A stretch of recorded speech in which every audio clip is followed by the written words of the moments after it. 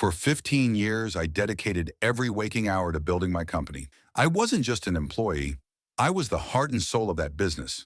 I watched it grow from a small idea into something real, something that mattered. I was there through the tough financial times, when we barely made ends meet, and through the market shifts that kept us on our toes. I led the way, making critical decisions, solving problems, and pushing us forward. It wasn't just the owner's business. It was mine too.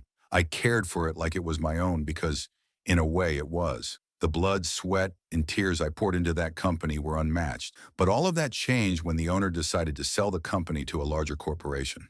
That decision, made without a second thought to the people who had made it what it was, hit me hard. The new management came in like a storm, bringing in new faces, new rules, and completely ignoring everything we had worked for. They didn't care about the relationships we had with clients or the reputation we had built. They saw it as just another asset to add to their growing portfolio. And then everything I worked for was being stripped away, bit, by people who didn't understand the business the way I did. 2. The unexpected termination. After the sale, I thought my role would still be secure. I had helped build this company after all.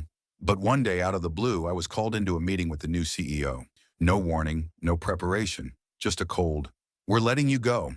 It felt like a punch to the gut. I couldn't believe it. I had given my heart to this business, and now they were kicking me to the curb. No thanks, no gratitude, nothing. They just wanted me out of the way. That moment shattered me. It felt like everything I had built was suddenly worthless. 3. The plan for revenge. I was angry, hurt, but I wasn't going to let them get away with this.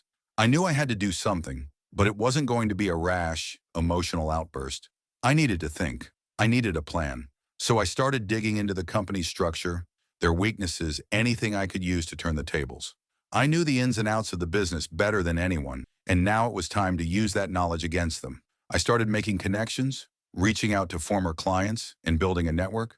Slowly, I started to form a strategy that would hit them where it hurt the most, financially and professionally. I wasn't going to be the one left broken. They were going to regret ever crossing me. The first move. My first step was simple: cut off their cash flow. I knew about an upcoming deal with a major client that they were planning to finalize. They were desperate to close it, and I knew exactly how to make sure it didn't go through. I reached out to that client, reminded them of the promises the company had failed to keep, and warned them about the leadership changes. It wasn't hard.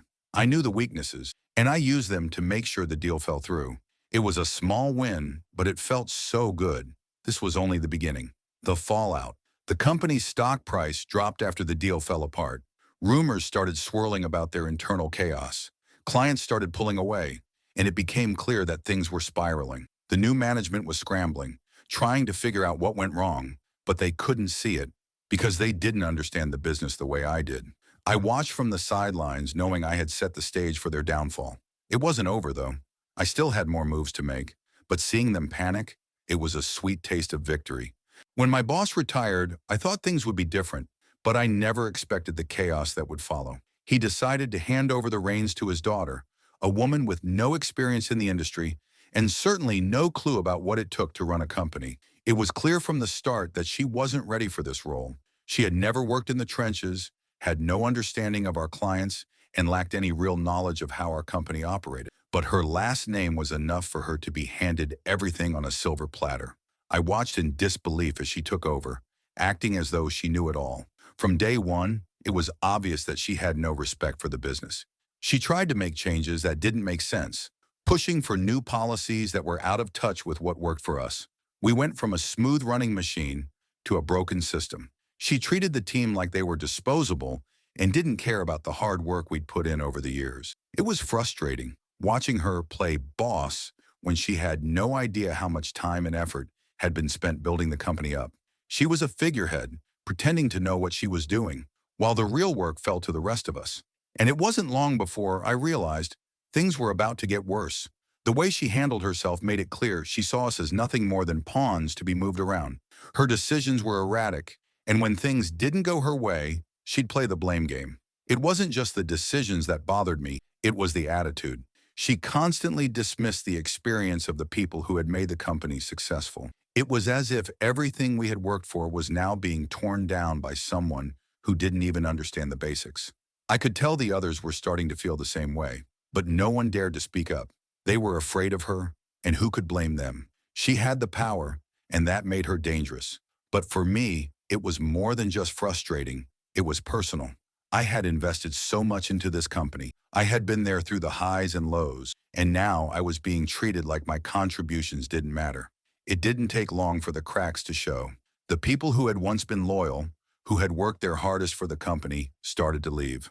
Employees who had been with us for years began to find new jobs, and the team morale plummeted. It was clear that under her leadership, we were heading for disaster. The company I had once helped build was now falling apart, and it felt like I was watching it all slip through my fingers. But little did she know, I wasn't going to sit back and let it happen, not without a fight. The moment she took over, it didn't take long for her to start making her mark, and it wasn't pretty. Her first move? Firing the old guard. All the people who had built the company, who had been there from the start, were suddenly expendable in her eyes. It didn't matter that we had decades of experience. To her, we were just obstacles in the way of her vision. The loyalty, the hard work, and the knowledge that we had accumulated over the years meant nothing. All she wanted were yes men who wouldn't challenge her. It was clear that she didn't value experience or commitment. She just wanted to surround herself with people who wouldn't question her decisions. And just like that, my time was up. Within weeks of her taking over, I got the dreaded termination letter. It was as if she had planned it all along. There I was, someone who had spent years contributing everything to this company, and now I was just another casualty of her power trip. The letter was cold, impersonal. No thank you for my work, no acknowledgement of what I had done. Just a reminder that I was no longer needed. She couldn't even do it face to face. It was all a business decision, she said. Nothing personal. But that's the thing. When you put your heart and soul into something, it is personal. The moment I read that letter, everything I had built, everything I had worked for, felt like it was being ripped away from me. I remember sitting there staring at the paper in disbelief, wondering how things had gotten to this point.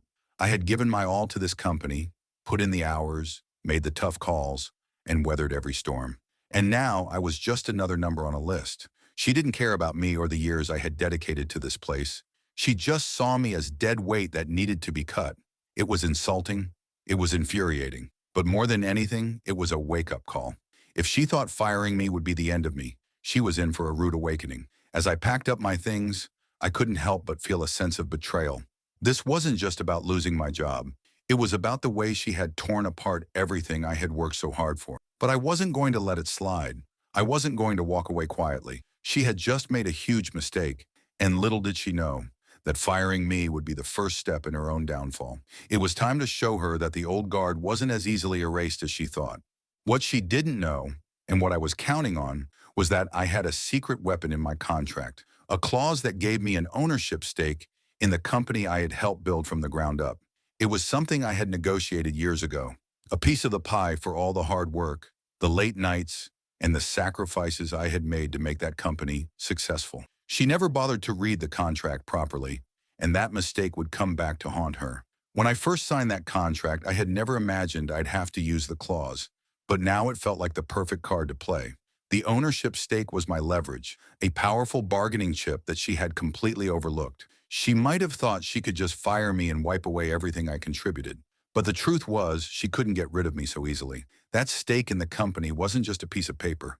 It was a claim, a legal right that gave me a foothold in the very business she was now trying to control. As soon as I read that termination letter, I knew I had to act fast. I contacted my lawyer to go over the clause and make sure I understood all my rights.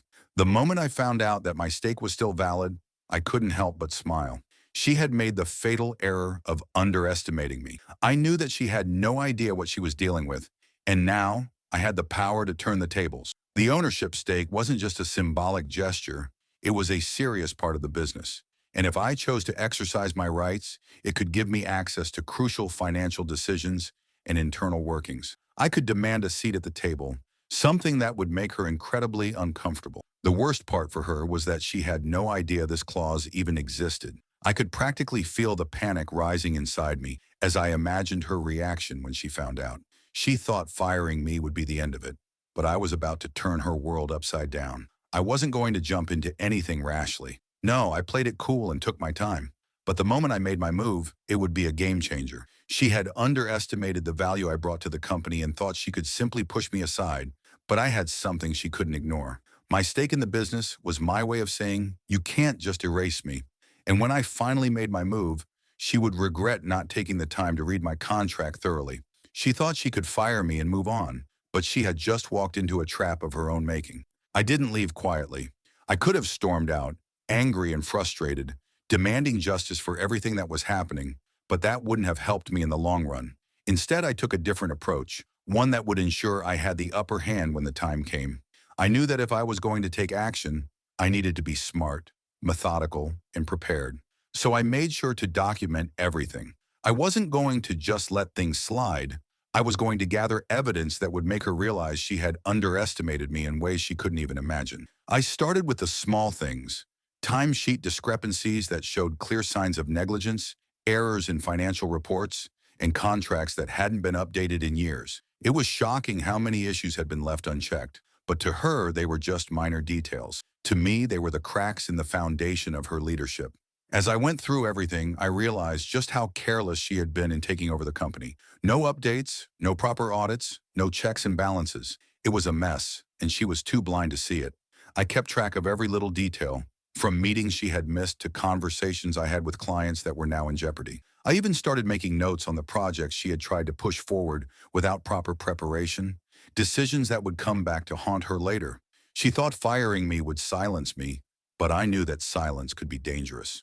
I wasn't just going to leave without ensuring that I had everything I needed to expose what was happening behind the scenes. It wasn't just about her incompetence, it was about the bigger picture. I had spent 15 years building this company, and I wasn't going to let it crumble because of her. As I documented each mistake, each slip-up, I began to realize that the truth was on my side. I wasn't the problem. She was.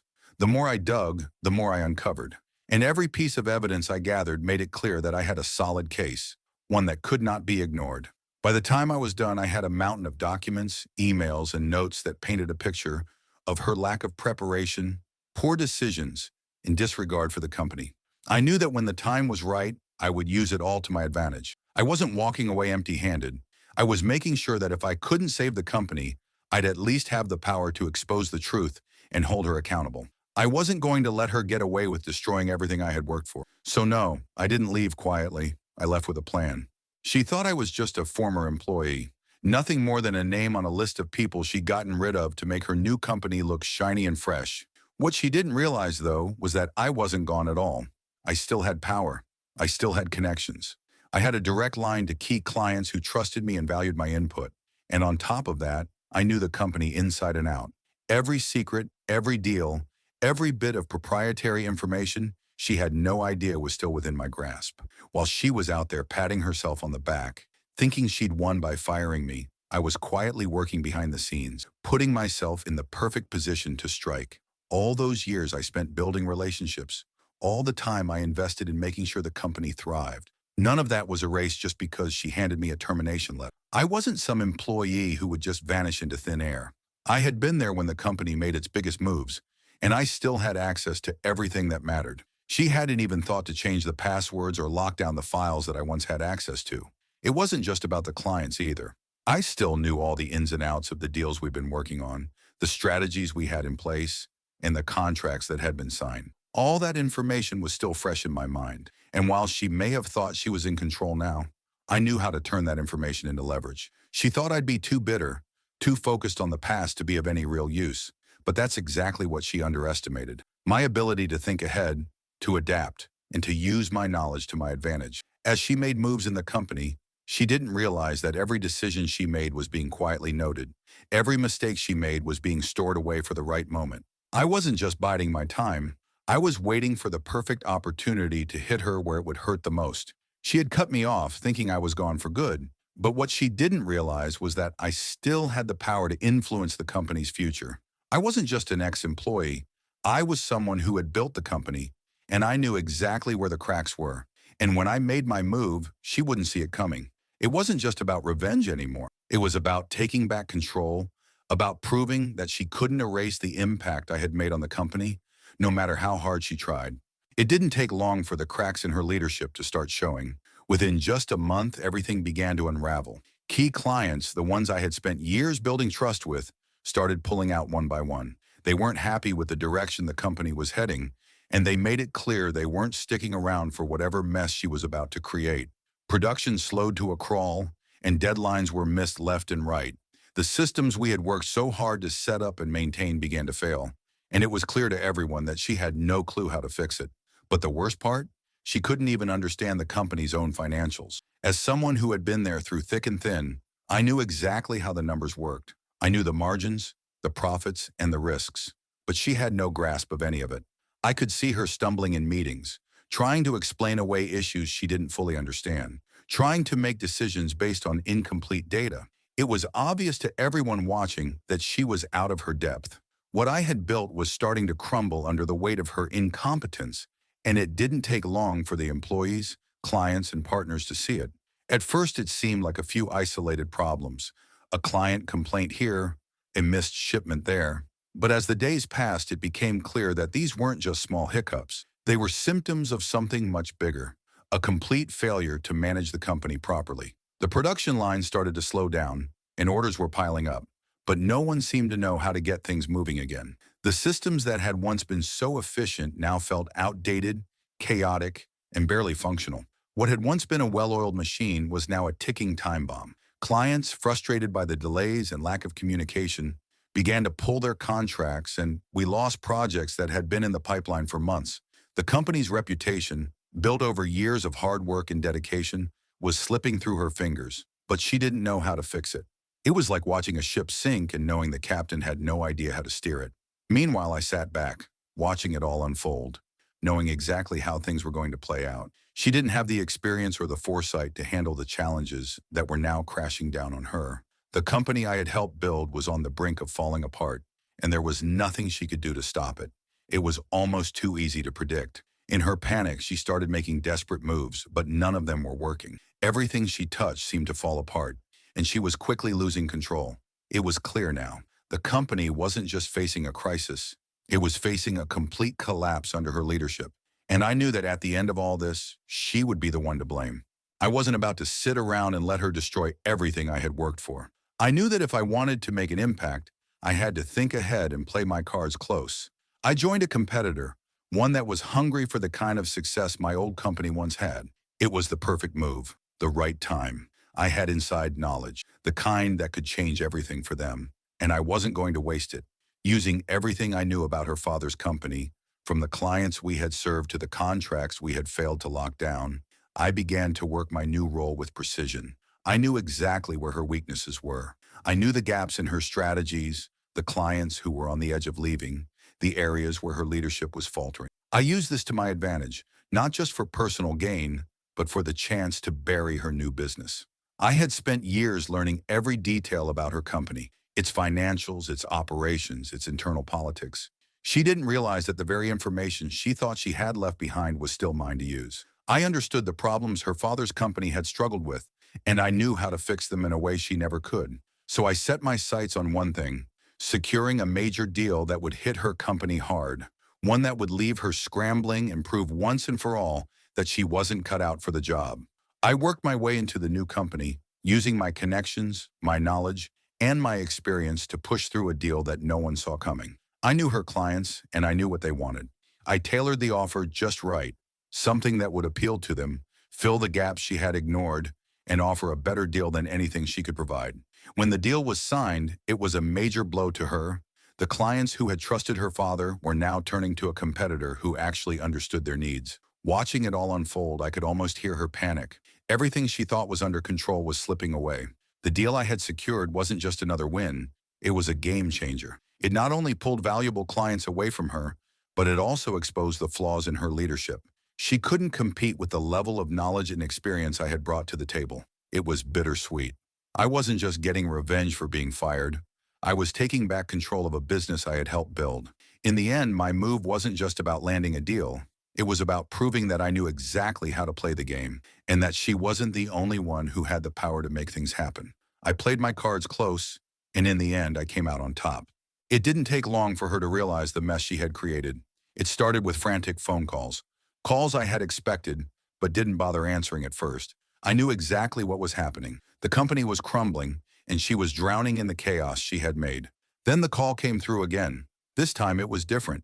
She was desperate, her voice shaky, pleading for me to come back, to fix everything she had broken. She started talking fast, almost too fast, trying to explain how things were spiraling out of control. "We need you back," she begged. "You're the only one who can fix this. I don't know what I'm doing. Please, we can make this work." It was hard to hear her now, knowing how quickly she had cast me aside, thinking she could run things without me. Now she was scrambling, realizing that everything I had built was crumbling, and she was the one holding the wrecking ball. It was almost satisfying to hear the panic in her voice, the realization that she had made the biggest mistake of her career. But I wasn't going to let that cloud my judgment. I had already moved on. I had already made my move. I knew I could walk back into that company if I wanted to, but I wasn't going to make it easy for her. The damage was done. There was no going back for her. Not now. Not after everything she had done. She could beg all she wanted, but the trust I had once had in her was long gone. I let her talk for a while, listening to her plea, but I stayed calm. "It's too late," I finally said, and there was a cold finality in my voice. She didn't want to hear it, but I made it clear. She had fired me without a second thought, thinking it would make her position stronger. Now her world was falling apart, and there was no easy way to fix it. "You had your chance," I told her, "but now you're on your own." Her silence spoke volumes. She knew it. She knew she had pushed me out, made decisions without understanding what she was really doing, and now it was too late. The clients, the deals, the contracts, I had taken them all with me, and there was no way to bring them back. The damage was done, and it wasn't something she could undo with a phone call. I hung up the phone, feeling a strange sense of satisfaction. She had made the mistake of thinking I was just another employee she could easily get rid of. Now, as she realized the full extent of her mistake, it was clear that she had underestimated me, and the consequences of that mistake were only just beginning. Watching her try to pick up the pieces was nothing short of satisfying. She had no idea what hit her. She spent countless hours making calls, trying to salvage the clients who were slipping away, and convincing her remaining team that everything would be fine. But deep down, I knew the truth. Her company was a sinking ship, and there was no way she was going to keep it afloat. It was almost too easy to watch from the outside, knowing how badly she was struggling while I was thriving. As she scrambled to save face, I was already in full swing with my new venture. The company I had joined was growing fast, and every deal I closed made the sting of her betrayal feel more like a distant memory. My new business was already taking off, and I was more successful than ever. I had everything I needed: clients, investors, and a team that actually knew how to get things done. Everything I had worked for was paying off, and every step I took forward felt like a victory. I could hardly believe how smoothly things were going. Meanwhile, she was fighting to regain control of her company, but it was clear she was out of her depth. Clients were still leaving, production was slow, and her team was losing confidence in her leadership. She had no idea how to steer the ship, and all the experience I had given her when I helped build that company was slipping through her fingers. The hardest part for her was realizing that everything she had thought she could do without me was now falling apart. She was sinking fast, and no amount of phone calls or desperate attempts at fixing things was going to change that. It wasn't just about the company anymore. It was about the revenge I had been waiting for. Watching her fail, knowing she had underestimated me, knowing she had fired me, thinking she could replace me with anyone, was pure satisfaction. I had been the one who had made that business what it was, and now as she struggled to keep it together, I could only laugh. She had tried to erase me, to kick me out like I was nothing. But the truth was, I was the one who had always held the power, and now I was in control of my own future. Every success I had, every deal I closed, was a reminder of how far I had come and how much she had lost. Watching her try to recover from the mess she created made every moment of struggle worth it. She thought she could get rid of me, but in the end, I was the one laughing all the way to the bank. My new business was thriving, and hers, well, it was falling apart, and there was nothing she could do to stop it. That was the sweetest revenge. If you enjoyed the revenge story, like, share, comment, and subscribe to World Revenge Stories, where every tale is a new saga of revenge.